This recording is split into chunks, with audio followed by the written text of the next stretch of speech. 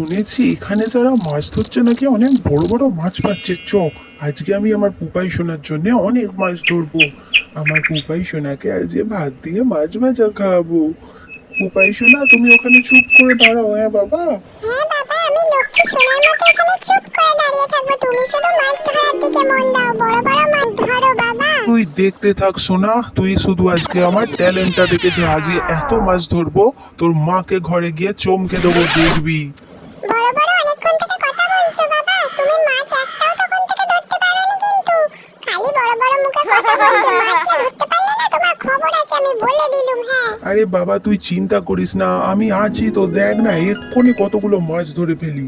এই বুপাই দাঁড়া দাঁড়া, মনে হচ্ছে একটা মাছ পড়েছে বাবা, দাঁড়া। এই এই এই না রে বাবা, মাছ তো পড়েনি।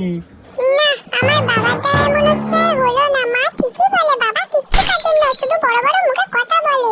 আজ তার প্রমাণ আমি পেয়ে গেলাম। বাবা তুমি উঠে চলে এসো, তোমার দ্বারা হবে না, আমি বুঝে গেছি, চলে এসো তুমি। না রে বাবা, এবারে সত্যি একটা বড় মাছ ধরেই ছাড়বো। এই মনে হচ্ছে পড়েছে। এই তো মাছ পেয়ে গেছি।